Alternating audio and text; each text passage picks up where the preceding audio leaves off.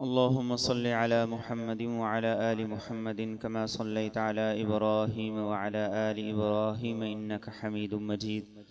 اللهم بارك على محمد وعلى آل محمد كما باركت على إبراهيم وعلى آل إبراهيم إنك حميد مجيد.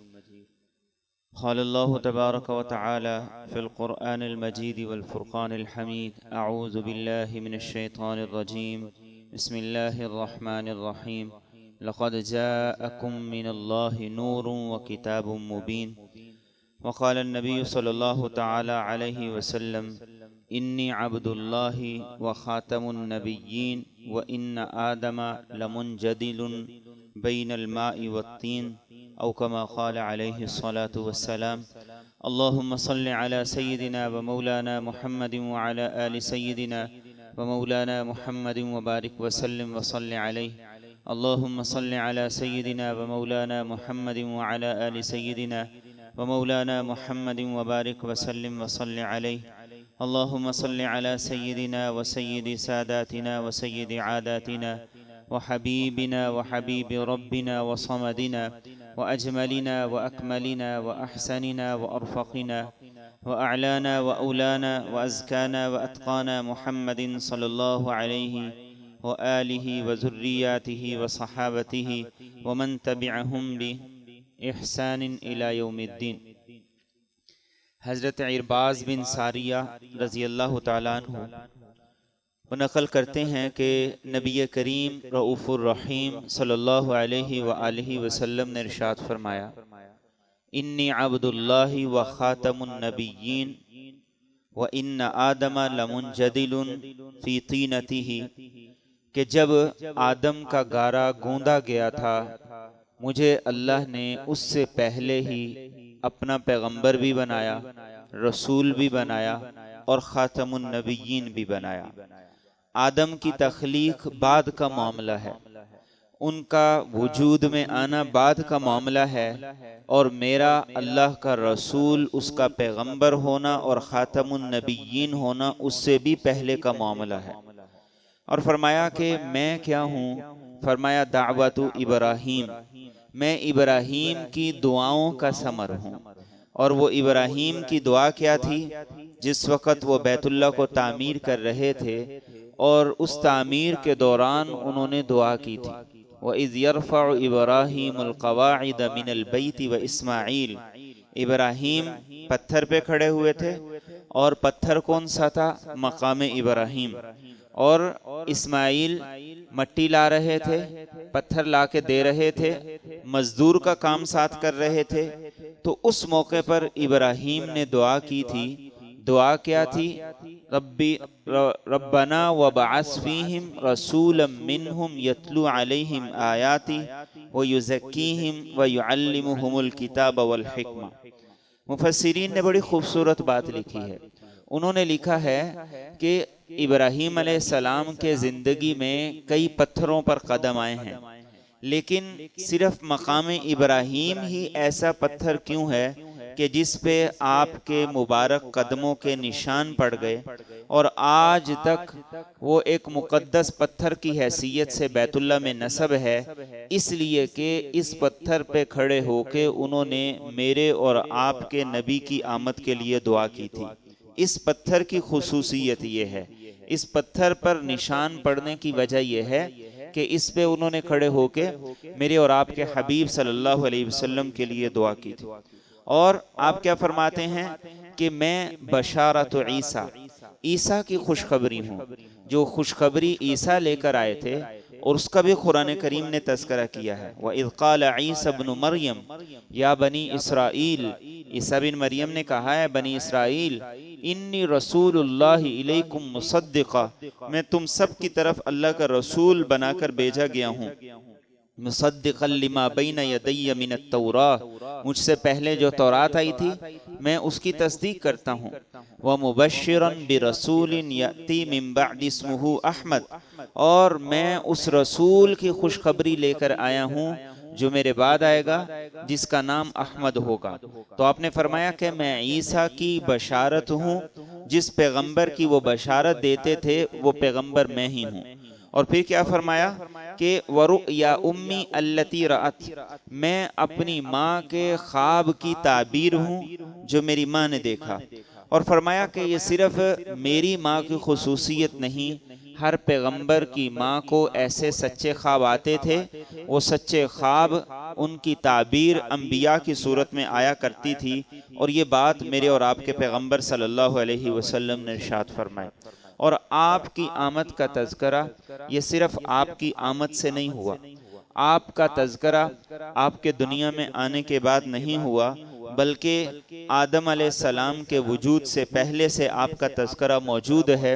اور ہر پیغمبر نے آپ کا تذکرہ کیا، ہر رسول نے آپ کا تذکرہ کیا، اور ہر پیغمبر اور ہر رسول کی کتاب میں آپ کے بارے میں نشانیاں موجود تھیں، اخلاق کے بارے میں اور عادات کے بارے میں، امت کے بارے میں ساری کی ساری نشانیاں موجود تھیں. اور یہ سلسلہ منتقل ہوتے ہوتے، یہ نور نبوت منتقل ہوتے ہوتے، یہ اللہ کے رسول صلی اللہ علیہ وسلم کے دادا عبد المطلب تک آیا. عبد المطلب آپ کے دادا بڑے وجیح آدمی تھے اور انتہائی خوبصورت شخصیت کے مالک تھے.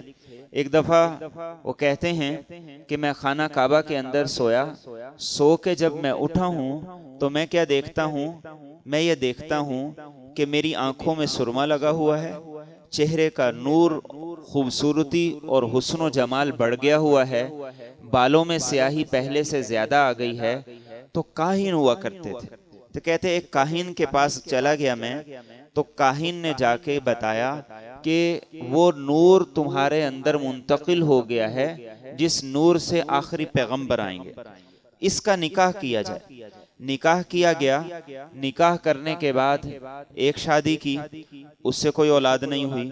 پھر دوسری شادی کی تو اس سے اللہ رب العزت نے آپ صلی اللہ علیہ وسلم کے والد حضرت عبداللہ رضی اللہ تعالیٰ عنہ وہ پیدا ہوئے. اور اس سے پہلے ایک واقعہ ہوا، زمزم کا کنواں کھودنے کا وقت آیا تو قریش نے یہ مخالفت کی. انہوں نے کہا کہ تم اکیلے نہیں کھود سکتے، ہم تمہارے ساتھ مل کے اس کنویں کو کھودیں گے. تو جب عبد المطلب لوگوں کے دباؤ میں آ گئے تو انہوں نے یہ کہا کہ جب اللہ مجھے 10 بیٹے دے دے گا تو میں ان میں سے ایک کو اللہ کی راہ میں ذبح کر دوں گا، قربان کر دوں گا. اب اللہ نے ان کی دعا پوری کر دی، منت پوری کر دی، 10 بیٹے ہو گئے. اب 10 بیٹے ہو گئے تو عبداللہ جو میرے اور آپ کے پیغمبر کے والد تھے، ان کا ہاتھ پکڑا اور ذبح کرنے کے لیے لے جانے لگے. تو باقی بھائی وہ آڑے آ گئے، چھوٹے بھی تھے عبداللہ، اور باپ کی نظر میں بھی، بھائیوں کی نظر میں بھی محبوب پسندیدہ تھے. اور قرآن دازی میں نام آپ کے والد کا نکلا تھا. تو اب کہا کہ ذبح نہیں کیا جائے گا اس کو. بھائی بھی کہنے لگے، رشتہ دار بھی کہنے لگے. تو عبد المطلب نے کہا میں نے تو نظر مانی اور بیت اللہ میں نظر مانی ہے، اس کو پورا کرنا ہی کرنا ہے. تو ایک کاہن عورت کے پاس چلے گئے، اسے جا کے سارا واقعہ بتایا کہ ایسے نظر مانی، ایسے منت مانی ہے، تو اب کیا ہونا چاہیے؟ تو اس عورت نے کہا کہ ایک آدمی کی دیت ہے 10 اونٹ. تم اس طرح کرو، قرآن دازی کرو، 2 پرچیاں ڈالو، ایک پہ عبداللہ کا نام لکھو، ایک پہ 10 اونٹ لکھ دو. پرچی نکالو، کس کے نام نکلتی ہے؟ تو کہا کہ پرچی اگر عبداللہ کے نام نکل آئے تو پھر 10 اونٹ ذبح کر دو، اور اگر پرچی اونٹوں کے نام کی نکل آئے تو پھر 10 اونٹوں کا اضافہ کر دو. تو اب بیت اللہ کے اندر قرآن دازی شروع ہوئی. تو قرآن دازی پہلی دفعہ ہوئی تو اونٹوں کے نام کی پرچی نکلی، 10 سے 20 ہو گئے. دوسری دفعہ، تیسری دفعہ، چوتھی دفعہ، 5ویں دفعہ، 6ٹھی دفعہ، 7ویں، 8ویں، 9ویں، 10ویں دفعہ جا کے آپ صلی اللہ علیہ وسلم کے والد کا نام نکلا، اور 100 اونٹ آپ کے والد کے فدیے کے طور پہ ذبح کیے گئے. تو اس موقع سے پھر عرب کا یہ دستور بن گیا، یہ قانون بن گیا کہ آج کے بعد ایک انسان کے قتل کی دیت 100 اونٹ ہو گئے. پہلے 10 تھے، پھر 100 اونٹ کر دیے گئے. یہ میرے اور آپ کے پیغمبر صلی اللہ علیہ وسلم کی آمد سے پہلے اللہ انسانیت کا مقام بڑھا رہے ہیں. میرے اور آپ کے پیغمبر کی آمد سے پہلے انسانیت کا مرتبہ بڑھایا جا رہا ہے کہ پتہ چلے وہ پیغمبر تشریف لا رہے ہیں جن کے آنے سے دنیا میں انسان کی قدر، ویلیو اور مقام بڑھ جائے گا۔ پھر اللہ کے رسول صلی اللہ علیہ وسلم کے والد عبداللہ 100 اونٹ آپ کے فدیے میں ذبح کیے گئے۔ اس لیے میرے اور آپ کے پیغمبر کہتے تھے کہ میں 2 ذبیحوں کی اولاد ہوں، 2 ذبیحوں کی اولاد ہوں۔ یہ 2 ذبیح کون تھے؟ ایک حضرت اسماعیل تھے کہ جن کے گلے پر چھری چلنے سے پہلے اللہ نے جنت سے جانور بھیجا اور فدیے کے طور پر اسے ذبح کیا گیا۔ اسماعیل بچا لیے گئے، ان کی نسل چلی، ان کی نسل میں سے پھر میرے اور آپ کے پیغمبر کے والد عبداللہ، پھر عبداللہ کی باری آئی، ان کے گلے پہ چھری چلنے لگی تو اللہ رب العزت نے کیا کیا کہ 100 اونٹ بطور فدیے کے، بطور قصاص کے اور بطور اس منت کے جو مانی گئی تھی وہ ذبح کر دیے گئے۔ اس لیے آپ فخر سے فرمایا کرتے تھے انا ابن الذبیحتین، کہ میں 2 ذبیحوں کی اولاد ہوں جنہیں اللہ نے ذبح ہونے سے بچایا اور ان کی نسل سے مجھے وجود عطا کیا۔ اور پھر میرے اور آپ کے پیغمبر صلی اللہ علیہ وسلم کے والد حسن و جمال میں بڑے خوبصورت تھے، خاندان، حسب نسب بہت اعلیٰ تھا۔ تو آپ ایک دفعہ اپنے والد کے ساتھ جا رہے تھے تو ایک عورت راستے میں ملی، اور اس واقعے کے بعد جبکہ 100 اونٹ ذبح کر دیے گئے تھے، اس عورت نے کہا کہ تم ایسا کرو، 100 اونٹ تمہارے فدیے میں ذبح کیے گئے ہیں وہ میں تمہیں دے دیتی ہوں، تم مجھ سے نکاح کر لو۔ تو عبداللہ نے کیا کہا؟ میرے اور آپ کے پیغمبر کے والد نے کیا کہا؟ کہا کہ جو میرے والد کہیں گے وہ ہوگا، میں اپنی مرضی سے یہ نکاح نہیں کر سکتا۔ 100 اونٹ کوئی تھوڑے نہیں تھے اس دور کے اندر۔ آج کے دور میں ہو سکتا ہے کوئی معنی نہ رکھتے ہوں کسی کے لیے، لیکن اس دور میں جب لوگوں کے پاس کھانے پینے کو بھی پورا نہیں ہوتا تھا، 100 اونٹ بڑا معنی رکھتے تھے۔ تو میرے اور آپ کے پیغمبر کے والد نے کیا کہا کہ اپنے باپ کی مرضی کے بغیر میں کچھ نہیں کر سکتا۔ یہ آج کے نوجوانوں کے لیے سبق ہے، یہ آج کے نوجوانوں کے لیے سبق ہے۔ اپنے ماں باپ کی مرضی کے بغیر، ان کو اعتماد میں لیے بغیر کوئی ایسا قدم نہ اٹھائیں جو ماں باپ کے لیے، ان کی عزت کے لیے، خاندان کی عزت کے لیے دبا بن جائے۔ اب آپ کے والد ایک دفعہ جنگل میں شکار کے لیے گئے تھے، تو وہاں پہ کیا ہوا کہ یہودیوں کی ایک جماعت آ گئی اور انہوں نے آپ کے والد عبداللہ کو قتل کرنے کا ارادہ کیا۔ تو جب انہوں نے قتل کرنے کا ارادہ کیا تو وہاں پہ حضرت آمینہ کے والد جن کا نام وہب بن عبد مناف تھا وہ موجود تھے۔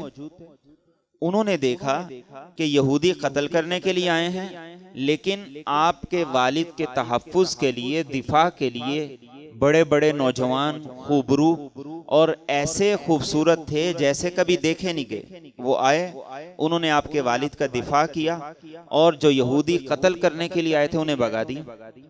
اب جب انہوں نے یہ سارا کچھ دیکھا تو اپنے گھر گئے اور کہا کہ عبداللہ کے ساتھ رشتے کی بات کرنی چاہیے۔ تو گھر والوں نے کہا کہ بالکل کرنی چاہیے، 100 اونٹوں کا واقعہ تو پہلے مشہور ہو گیا تھا۔ تو وہ پیغام نکاح لے کر آئے عبد المطلب کے پاس کہ عبداللہ کے ساتھ ہم رشتہ کرنا چاہتے ہیں۔ خاندان یہ بھی اعلیٰ تھا، حسب نسب ان کا بھی اعلیٰ تھا، تو عبد المطلب مان گئے۔ اب رشتہ ہو گیا۔ اب رشتہ ہونے کے کچھ دن کے بعد اسی بستی سے عبداللہ گزرتے ہیں جہاں وہ عورت موجود تھی جو آپ کو کہتی تھی کہ 100 اونٹ مجھ سے لے لو اور مجھ سے نکاح کر لو۔ تو وہ دیکھ کے عبداللہ کو کہنے لگی مجھے لگتا ہے کہ تمہارا نکاح ہو گیا، تمہاری شادی ہو گئی۔ عبداللہ نے پوچھا تمہیں کیسے پتا چلا؟ میرا نکاح ہو گیا ہے، میری شادی ہو گئی ہے۔ اس نے کہا کہ میں پہلی کتابوں کی عالمہ ہوں، میں نے پہلی کتابوں کو پڑھا ہے۔ جب میں نے پہلے تمہارے چہرے کو دیکھا تھا تو تمہاری پیشانی میں وہ نور چمکتا تھا جس نور سے آخری پیغمبر کی ولادت ہونی۔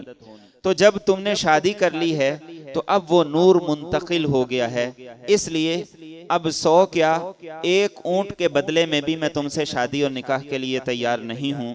تو اس طریقے سے میرے اور آپ کے پیغمبر صلی اللہ علیہ وسلم کے والد اور والدہ کا رشتہ جوڑا۔ اور سیرت نگار یہ لکھتے ہیں کہ جس وقت میرے اور آپ کے پیغمبر کا نور نبوت عبد المطلب کے اندر منتقل ہوا تو لوگ عبد المطلب کو لیتے، بیت اللہ میں جاتے اور ان کے وسیلے سے اللہ سے دعا کرتے اور اللہ بارش کو اتار دیا کرتے تھے۔ یہ میرے اور آپ کے پیغمبر کے نور نبوت کی منتقلی کے یہ اثرات تھے۔ ابھی آپ دنیا میں تشریف نہیں لائے، ابھی آپ کا وجود دنیا میں منتقل نہیں ہوا، آپ جسم اطہر کے ساتھ ابھی اس دنیا میں نہیں آئے، اس سے پہلے اللہ نے یہ پیغام دے دیا کہ ایک ایسے پیغمبر آنے والے ہیں جو اس کائنات کے لیے انقلاب کا باعث بنیں گے، پیغمبر انقلاب ہوں گے۔ ایک ایسے پیغمبر آنے والے ہیں جو پوری دنیا کے لیے، پوری انسانیت کے لیے عزت کا پیغام لے کر آئیں گے۔ ایک ایسے پیغمبر آنے والے ہیں جن کی حکومت، جن کا چرچا، جن کی بادشاہت اور جن کی نبوت، سیادت، سرداری، یہ ساری کی ساری امتوں تک پھیلے گی۔ اور پھر سیرت نگار اس سے آگے یہ لکھتے ہیں کہ شب جمعہ کی رات تھی اور حج کے جو 3 ایام ہوتے ہیں، ذی الحج کے بعد 10 ذی الحج کے بعد حج کے جو 3 ایام ہوتے ہیں ان کی درمیانی رات تھی، شب جمعہ تھی، اور اللہ کے رسول صلی اللہ علیہ وسلم اپنی والدہ مطہرہ کے شکم میں، پیٹ میں منتقل ہوئے، اور کہتے ہیں کہ اس رات کی خاص نشانی تھی، اور یہ خاص نشانیاں یہ بعد میں بتائی گئی۔ خاص نشانی یہ تھی کہ جس رات آپ اپنی والدہ کے شکم اطہر میں منتقل ہوئے، اس رات میں پوری دنیا کے جتنے بادشاہ تھے ان سب کے تخت الٹ گئے۔ یہ اس بات کا اعلان تھا اب بادشاہی ہوگی تو صرف محمد الرسول اللہ صلی اللہ علیہ وآلہ وسلم کی ہوگی۔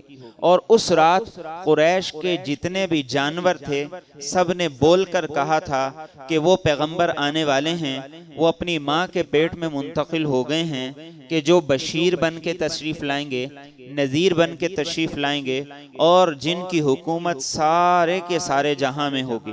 اور سیرت نگار لکھتے ہیں کہ جس رات میرے اور آپ کے پیغمبر صلی اللہ علیہ وسلم اپنی والدہ کے شکم اطہر میں منتقل ہوئے تو اللہ نے جنت کے داروغ رضوان سے کہا کہ رضوان جنت کے دروازے کھول دو اور جنت کو خوشبوؤں سے مہکاؤ، اس لیے کہ اس پیغمبر کی آمد کا وقت ہو گیا ہے کہ جس پیغمبر کو میں نے اپنے خزانے قدرت میں چھپا کے رکھا تھا اور وہ اپنا وقت پورا کر کے اب دنیا میں منتقل ہوں گے۔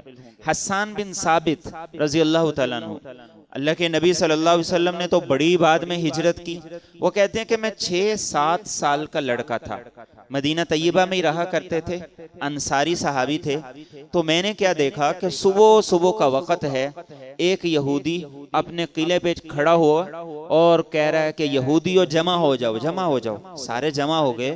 انہوں نے کہا بیوقوف آدمی، آخر ایسی کیا مصیبت آ پڑی ہے کہ تم نے صبح ہمیں بلا لیا، جمع کر لیا ہے؟ اس نے کہا کہ وہ ستارہ جو آخری نبی کی علامت کے طور پہ نمودار ہونا تھا، طلوع ہونا تھا، آج وہ طلوع ہو گیا ہے، یقیناً آخری آنے والے پیغمبر کی آمد کا وقت ہو گیا ہے۔ حسان بن ثابت کہتے ہیں کہ مجھے اسی وقت سے اندازہ تھا کہ ایک پیغمبر آئیں گے، اور پھر اس پیغمبر کی علامتیں بھی بتائی، مولدہ بمکہ، مکہ میں پیدا ہوں گے، اور مدینہ کا نام تھا اس وقت یثرب۔ یہ تو میرے اور آپ کے نبی کی آمد کے بعد اس کا نام بدلا، تو یہ کہا گیا مہاجرہ بیثرب، کہ آپ ہجرت کریں گے اور یثرب تشریف لائیں گے۔ تو حسان بن ثابت کہتے ہیں کہ بس پھر مجھے یقین ہو گیا کہ وہ پیغمبر یہاں آئیں گے اور میں ان پہ ایمان بھی لاؤں گا۔ اور کب سنا تھا؟ 7 سال کی عمر میں، جب اس یہودی نے آسمان سے اس ستارے کو دیکھ کے بتایا تھا کہ اس پیغمبر کی آمد کا وقت ہو گیا ہے۔ اور پھر اللہ کے رسول صلی اللہ علیہ وسلم کی آمد سے پہلے جو علامات اور جو نشانیاں ظاہر ہوئیں، ان علامات اور نشانیوں سے بھی یہ بات بتا دی گئی کہ اب آپ کی آمد کا وقت ہو گیا ہے۔ مفسرین سیرت نگار لکھتے ہیں کہ جس سال اللہ کے رسول صلی اللہ علیہ وسلم اپنی والدہ کے شکم اطہر میں منتقل ہوئے، اس سے پچھلا جو سال تھا خشک سالی بھی بہت زیادہ تھی، قحط سالی بھی بہت زیادہ تھی، جانور بھی بڑے مر رہے تھے، جس سال میرے اور آپ کے پیغمبر کی ولادت ہوئی، دنیا نے اس سال کے اندر خوشحالی بھی دیکھی، قحط سالی دور ہو گئی، لوگوں کی تنگیاں دور ہو گئی، اور اس سال کو اس سال کا نام پڑ گیا کہ یہ فراوانی کا سال ہے، خوشحالی کا سال ہے، اور سبزے کا سال ہے، کہ ہر ایک کو اس پیغمبر کی آمد سے پہلے پہلے یہ ساری کی ساری چیزیں مل رہی ہیں۔ اور سیدہ آمنہ میرے اور آپ کے نبی کی والدہ مطہرہ کہتی ہیں کہ آپ میرے پیٹ میں منتقل ہوئے، مجھے احساس ہی نہیں، اندازہ ہی نہیں۔ اس لیے اندازہ نہیں، کہتی ہیں کوئی ثقل نہیں تھا، کوئی بوجھ نہیں تھا، کہ میں نے خواب دیکھا، اور خواب میں ایک آنے والا آ کے کہتا ہے تجھے پتا ہے کہ تیرے پیٹ میں ایک بہت بڑی امانت ہے؟ تو میں کہتی ہوں ایسی تو کوئی بات نہیں۔ وہ کہتا ہے بالکل، تمہارے پیٹ میں ایک امانت منتقل کر دی گئی ہے، اور وہ ساری انسانیت کے اور اولین اور آخرین کے سردار ہوں گے۔ میرے اور آپ کے پیغمبر کی والدہ بیان کرتی ہیں کہ میرے اور آپ کے پیغمبر 9 ماہ اپنی والدہ کے شکم اطہر میں رہے، نہ کبھی بوجھ محسوس ہوا، نہ کبھی متلی آئی، نہ کبھی قے آئی، نہ کبھی جسم میں درد ہوئی، اور نہ کبھی مشقت اور تکلیف کا احساس ہوا۔ یہ اللہ کی طرف سے کیا پیغام تھا؟ یہ پیغام یہ تھا وہ پیغمبر آنے والے ہیں جو ماؤں کو نہیں ستائیں گے، ماؤں کے مقام اور عزت اور مرتبے کو بڑھا دیں گے۔ اور ایسا ہی ہوا۔ عربوں میں کیا تھا؟ عربوں میں ماں کی کوئی عزت نہیں تھی، کوئی مقام نہیں تھا، لیکن جب میرے اور آپ کے پیغمبر صلی اللہ علیہ وسلم تشریف لائے تو ماں کا مرتبہ باپ سے 3 گنا بڑھا کے بیان کیا، ماں کی شان کو اور اس کے مقام کو 3 گنا بڑھا کے بیان کیا۔ یہ کس بات کی پہلے سے علامت تھی؟ کہ وہ پیغمبر آنے والے ہیں کہ جو باپ کی عزت کا بھی سبب ہوں گے، ماں کی عزت کا بھی سبب ہوں گے۔ حضرت آمنہ فرماتی ہیں کہ وقت گزرتا گیا، مجھے بڑے خواب آئے جو میں نے اپنے بیٹے محمد صلی اللہ علیہ وسلم کی آمد سے پہلے دیکھے۔ اور پھر کہتی ہیں ایک دفعہ میں نے خواب دیکھا، اس خواب میں میں نے یہ دیکھا کہ مجھے کہنے والا کہتا ہے کہ جو بیٹا پیدا ہوگا، جو بچہ پیدا ہوگا، تم نے اس کا نام رکھنا ہے محمد صلی اللہ علیہ وسلم، اس لیے کہ یہ اللہ کی طرف سے طے کر دیا گیا ہے، اور زمین میں اس کا نام ہوگا محمد، آسمان میں اس کا نام ہوگا احمد، اس لیے کہ محمد ہیں، کائنات کی ہر مخلوق ان کی تعریف کرے گی، اور اتنی تعریف کرے گی کہ جتنی کائنات میں کسی کی تعریف نہیں کی گئی۔ اور آسمان میں ان کا نام ہوگا احمد، کہ یہ اپنے رب کی اتنی تعریف کرنے والے ہیں، اتنی تعریف کرنے والے ہیں کہ ان سے زیادہ اپنے رب کی کسی نے تعریف نہیں کی ہوگی۔ اسی لیے میرے اور آپ کے پیغمبر کو مقام محمود عطا کیا جائے گا۔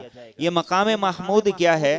میرے اور آپ کے پیغمبر خود فرماتے ہیں کہ قیامت کے دن سجدے میں گر کے میں اپنے رب کی ایسی تعریف کروں گا، ایسی تعریف کروں گا، ایسی حمد و ثنا بیان کروں گا کہ ایسی تعریف اور حمد و ثنا نہ اس سے پہلے کسی نے بیان کی ہوگی، اور بیان کرنا تو دور کی بات ہے، فرمایا نہ کسی نے سوچی ہوگی، نہ کسی کے وہم و خیال میں وہ الفاظ آئیں گے، اور نہ کسی کے حاشیہ خیال میں اس تعریف کا تصور آئے گا۔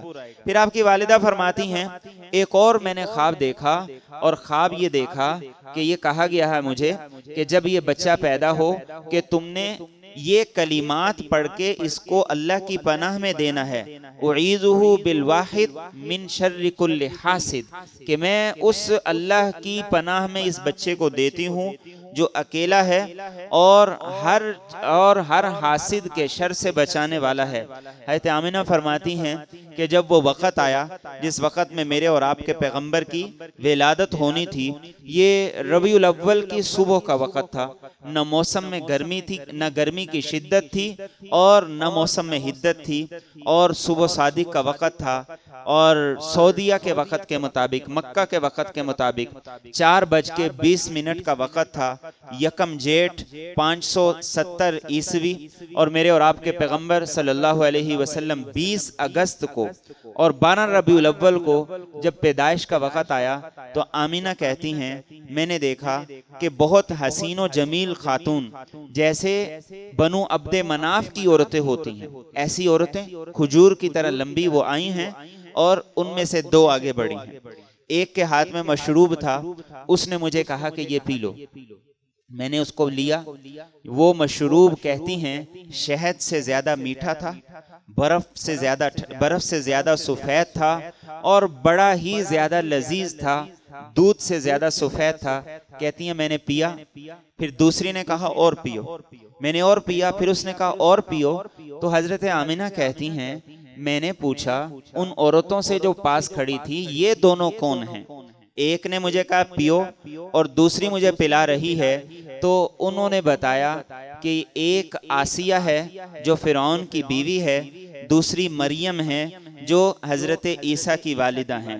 تو وہ کہتی ہیں کہ پھر اس کے بعد میرے اور آپ کے نبی کی آمد کا جب وقت ہوا تو پورے کا پورا گھر اتنا روشن ہوا، اتنی روشنی پھیل گئی کہ مجھے شام کے محلات اس روشنی میں نظر آئے، اتنی روشنی بڑھ گئی کہ مجھے بصرہ شہر جو شام کا شہر ہے میرے گھر میں بیٹھے ہوئے نظر آیا۔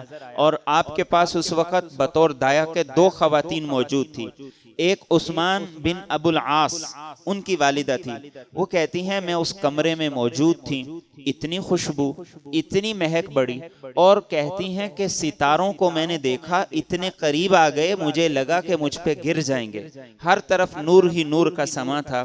اور حضرت شفا جو عبد الرحمن بن عوف رضی اللہ تعالیٰ عنہ کی والدہ ہیں، کہتی ہیں کہ اس وقت میں نے اس گھر کے اندر جتنا نور دیکھا، روشنی دیکھی، کہ روشنی نے کائنات کو ایسے روشن کیا کہ مجھے روم کے محلات اس مکہ مکرمہ کے کچے گھر میں کھڑے ہو کے نظر آنے لگے۔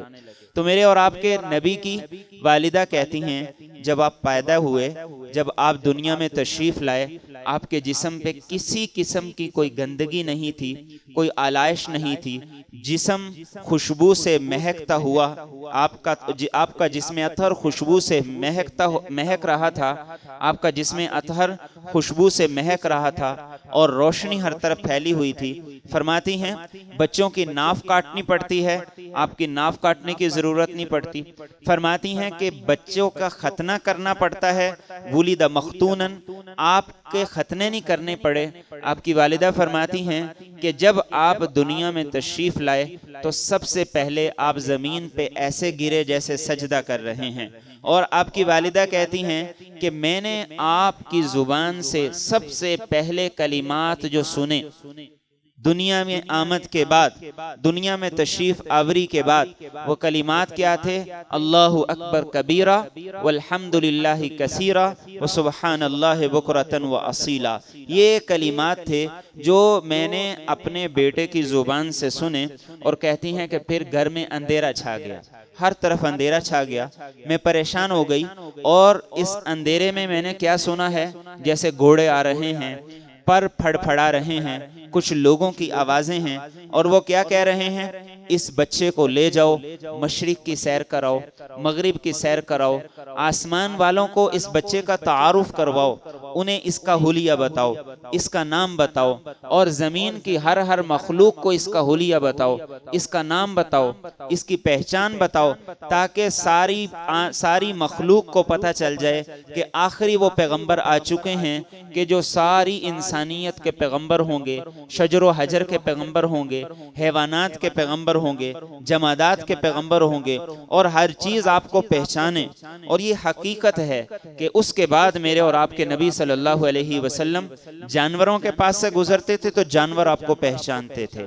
جانور تو دور کی بات ہے، جانور تو دور کی بات ہے، آپ خود فرماتے ہیں کہ مکہ مکرمہ میں ایک پتھر تھا، مکہ کے دور میں جب بھی میں اس کے پاس سے گزرتا تھا تو وہ مجھے کہتا تھا السلام علیکہ یا رسول اللہ، اے اللہ کے رسول آپ کو سلام ہو۔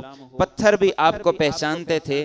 یہ کیا تھا؟ یہ میرے اور آپ کی والدہ نے جو دیکھا تھا، یہ اس کی تعبیر تھی کہ پوری دنیا کو آپ کا تعارف کرایا گیا، اور پوری دنیا، آپ فرماتے ہیں پوری دنیا کے خزانوں کی چابیاں اللہ نے میرے ہاتھ میں دے دی، اور جب میرے اور آپ کے پیغمبر نے اس زمین پہ سجدہ کیا، اللہ نے اس زمین کو ایسا پاک کیا ایسا پاک کیا کہ اس سے پہلے کسی امت میں یہ اجازت نہیں تھی کہ عبادت گاہ کے علاوہ کہیں عبادت کرو. یہ میرے اور آپ کے نبی کی پیشانی کی برکت ہے. آپ نے اس زمین پہ پیشانی رکھی, اللہ نے پوری زمین کو ایسا پاک کیا کہ قیامت تک کے لیے اعلان کر دیا, نماز کا وقت ہو, مسجد پاس نہیں ہے, دور ہے, آفس میں ہو, نماز کا وقت نکل رہا ہے, بازار میں ہو, صحرا میں ہو, جنگل میں ہو, کہیں بھی ہو, مصلی بچھاؤ, نماز پڑھو, اس پیغمبر کی پیشانی کے صدقے تمہاری نماز قبول ہوگی. اور میرے اور آپ کے پیغمبر کی پیشانی کا صدقہ ہے. یہ میرے اور آپ کے پیغمبر کی پیشانی کے وسیلے سے اللہ نے کیا عطا کیا, کسی امت میں تیمم نہیں تھا. ہر امت کے لیے حکم کیا تھا, وضو کرو, پانی تلاش کرو, جہاں تک جاؤ پانی تلاش کرو, پھر اس کے بعد طہارت ہوگی, اس کے بعد پھر تمہیں عبادت کی اجازت ہوگی. لیکن میرے اور آپ کے پیغمبر کی وساطت سے, آپ کے وسیلے سے اللہ نے کتنی سہولت آسانی کر دی. بیمار ہو, وضو نہیں کر سکتے ہو, تو مٹی سے تیمم کرو. یہ تیمم تمہارے لیے وضو کے قائم مقام ہے. جو اجر وضو سے ملے گا وہی اجر تیمم سے ملے گا. یہ میرے اور آپ کے پیغمبر صلی اللہ علیہ وسلم کی آمد کے ساتھ بتایا جا رہا تھا. اور پوری دنیا کے نظام میں بڑی بڑی تبدیلیاں رونما ہوئی, بڑی بڑی تبدیلیاں. نوشیروان اس وقت بادشاہ تھا اور بڑا عادل بادشاہ تھا, اور اس کے عدل کے ڈنکے اب بھی بجتے ہیں تاریخ میں. ہمارا ملک میں جو شہر ہے نوشہرہ, یہ نوشہرہ اس نوشیروان نے آباد کیا تھا. اب جب یہ صبح اٹھا تو اس نے کیا دیکھا کہ محل کے اوپر 21 میں سے 14 کنگرے گر چکے ہیں. یہ وہ کنگرے تھے جو اینٹیں جوڑ کے نہیں بنائے گئے تھے, یہ پتھروں کو تراش کے بنائے گئے تھے. 21 میں سے 14 گر گئے. اور 1000 سال سے آتش تھی, آگ تھی, جو ایرانیوں نے جلائی ہوئی تھی, وہ کبھی بجھی نہیں تھی. جس رات میرے اور آپ کے پیغمبر کی ولادت ہوئی, 21 میں سے 14 کنگرے ٹوٹ کے گر گئے. میرے اور آپ کے پیغمبر کی ولادت ہوئی تو آتش کدہ ایران جو 1000 سال سے چل رہا تھا وہ بجھ گیا. اور ساوا ایک بہت بڑی جھیل تھی, 6 میل لمبی 6 میل چوڑی, اتنی لمبی جھیل تھی, اور اس کے ارد گرد مختلف مذاہب کے لوگوں نے اپنی عبادت گاہیں بنائی ہوئی تھی. طرح طرح کے عقیدے اس سے وابستہ تھے. ایک رات کے اندر اندر وہ خشک ہو گئے. صبح ہوئی, نوشیروان نے اپنا دربار لگایا. اس نے کہا کہ آخر یہ ایسا کیوں ہوا, پتہ کرو. تو پادریوں نے کہا کہ ہمیں تو کوئی پتہ نہیں. ایک پادری نے کہا میں نے خواب دیکھا ہے. اور خواب کیا دیکھا ہے کہ طاقتور اونٹ ہیں, وہ ہمارے اصلی اور نسلی گھوڑوں کو کھینچ کے لے جا رہے ہیں اور دجلہ پار کر گئے. تو اس نے کہا کہ لگتا ہے کہ عرب کی طرف کوئی حادثہ رونما ہوا ہے. تو ہیرا کا بادشاہ تھا نعمان بن منذر, اس نے اس کو خط لکھا. اس نے کہا کہ تمہارے پاس اگر کوئی پادری ہے, عیسائی ہے, اسے میرے پاس بھیجو, ضروری, فوری. اس نے فوری طور پر ایک پادری کو بھیجا جس کا نام تھا عبد المسیح. وہ پادری اس کے پاس آیا. اس نے کہا جو پوچھنا ہے وہ صحیح صحیح بتانا. اس نے کہا پتہ ہوا تو بتا دوں گا. تو اس نے کہا کہ یہ خواب اس نے دیکھا ہے کہ گھوڑے ہیں جن کو اونٹ گھسیٹتے ہوئے لے جا رہے ہیں اور دجلہ پار کر گئے, اور 14 کنگرے گر گئے ہیں. آخر کیا ہوا؟ اس نے کہا میرے پاس اس کا کوئی پتہ نہیں, مجھے اس کا کوئی پتہ نہیں. میرا ایک ماموں ہے جو شام کے علاقے میں رہتا ہے, وہ آسمانی کتابوں کا علم رکھتا ہے, اسے ضرور پتہ ہوگا. تو اس نے کہا تم ہی جاؤ, پتہ کر کے آؤ. ابھی عبد المسیح یہاں سے چلا ہے اور گھوڑا دوڑاتا ہوا شام پہنچا.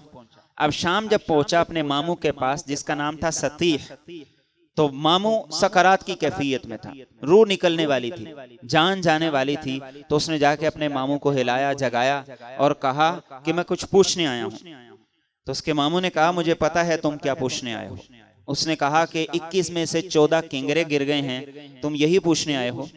یہ خواب دیکھا گیا ہے کہ گھوڑوں کو اور اصلی اور نسلی گھوڑوں کو اونٹ گھسیٹتے ہوئے لے جا رہے ہیں, یہی پوچھنے آئے ہو. اس نے کہا تم نے صرف اتنا سنا ہے, میں تمہیں اس سے بھی آگے بتایا ہوں, میں تمہیں اس سے بھی آگے بتاتا ہوں کہ آج کی رات دنیا میں کیا کیا ہوا. تو اس نے کہا کہ صرف یہ نہیں، ایران کا آتش کدہ بجھ گیا ہے، بیت اللہ کے اندر جتنے بت پڑے ہوئے تھے سارے کے سارے گر گئے ہیں، اس لیے کہ وہ پیغمبر آ چکے ہیں کہ جن کے آنے کے بعد میرے لیے شام میں جگہ کوئی نہیں، نوشیروان کی حکومت نہیں رہے گی، صرف اس کی 14 پشتیں حکومت کر سکیں گے۔ یہ کہا اور ستی مر گیا۔ عبد المسیح یہاں سے بھاگا، نوشیروان کے دربار میں پہنچا اور اسے جا کے کہا جو خواب تھا اور جو کچھ ہوا اس کی یہ تعبیر تھی۔ اس نے کہا کہ 14 نسلیں میری بادشاہت کریں گی، بڑا وقت ہے، کوئی پریشانی کی بات نہیں ہے۔ اب 14 نسلیں کیسے گزری ہیں؟ 4 سال میں 10 بادشاہ مر گئے، اور اگلے 4 سال کے اندر حضرت عثمان غنی رضی اللہ تعالیٰ عنہ کے دور میں وہ 4 بھی ختم ہو گئے۔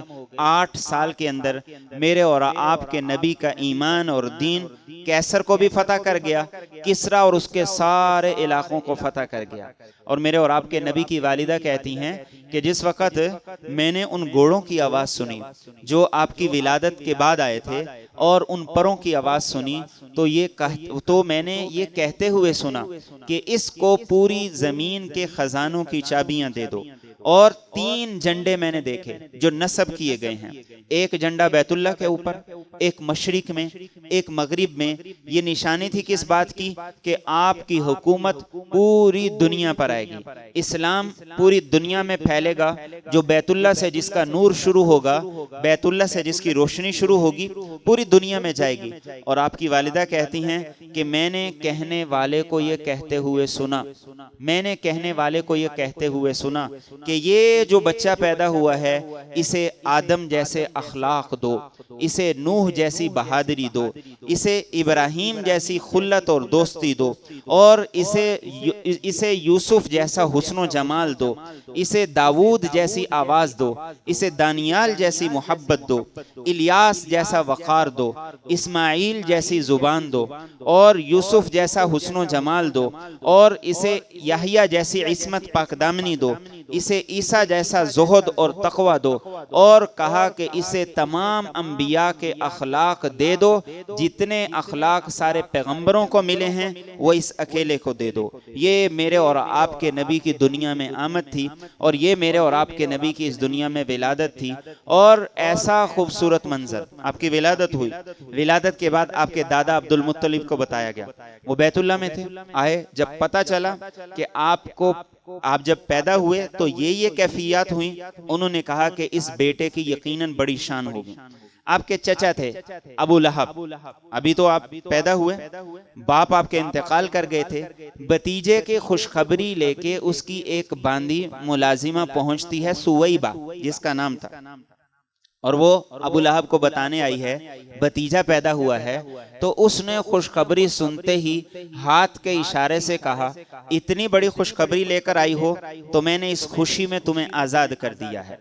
اب ابو لہب اللہ کے رسول صلی اللہ علیہ وسلم کے اعلان نبوت کے بعد آپ کے خلاف کھڑا ہو گیا اور آپ کی شان میں گستاخی کی، اور اللہ رب العزت نے سورہ تبت یدا ابی لہب کی آیات اتار دی۔ کفر کی حالت میں مر گیا، لیکن مرنے کے بعد آپ کے دوسرے چچا حضرت عباس کہتے ہیں کہ میں نے ایک دن ابو لہب کو خواب میں دیکھا، میں نے پوچھا کیا بنا؟ اس نے کہا بہت برا حال ہے، انتہائی برے حالات میں ہیں، انتہائی برے حالات میں ہیں، بڑا سخت عذاب ہے، لیکن اپنے بتیجے کی آمد پر میں نے اپنی باندی کو سوموار کے دن آزاد کیا تھا، اس کی برکت سے سوموار کے دن اللہ میرے عذاب میں کمی کر دیتے ہیں۔ یہ میرے اور آپ کے پیغمبر کی آمد پر خوشی کے اظہار کا نتیجہ ہے کہ ایک کافر جسے قرآن نے کافر ڈکلیئر کیا ہے، اس نے میرے اور آپ کے پیغمبر کی آمد پر خوشی کا جو اظہار کیا تو اللہ نے اس دن اس خوشی کے اظہار کی وجہ سے اس سے عذاب میں تخفیف کر دی۔ اور میرے اور آپ کے نبی کا میلاد تو میرے اور آپ کے پیغمبر بھی منایا کرتے تھے۔ آپ سے پوچھا گیا یا رسول اللہ صلی اللہ علیہ وسلم آپ سوموار کے دن روزہ رکھتے ہیں، بڑے اہتمام سے رکھتے ہیں، کبھی ناغہ نہیں فرماتے، تو آپ نے فرمایا اس لیے رکھتا ہوں کہ یہ میری ولادت کا دن ہے، میرا میلاد ہے، اس دن ہوا ہے، اور اس لیے رکھتا ہوں کہ اسی دن اللہ نے مجھے پیغمبری عطا کی، نبوت عطا کی۔ تو میرے اور آپ کے نبی کی ولادت کا مہینہ ہے، آپ کے تذکرے بھی ہوتے ہیں، آپ کی سیرت کا چرچا بھی ہوتا ہے، اور خوشی بھی کی جاتی ہے، لیکن اس خوشی کے اظہار میں کوئی ایسا کام نہیں کیا جا سکتا جو دائرہ شریعت کے خلاف ہو۔ دائرہ شریعت کے اندر رہ کے کھائیں بھی، کھلائیں بھی، خرچ بھی کریں اور لوگوں کو دیں بھی، اور دائرہ شریعت کا خیال رکھیں۔ کوئی ایسا کام جسے میرے اور آپ کے پیغمبر نے منع کیا ہے، اسے خوشی کے اظہار کے طور پر کرنا نہ تب جائز تھا، نہ اب جائز ہے،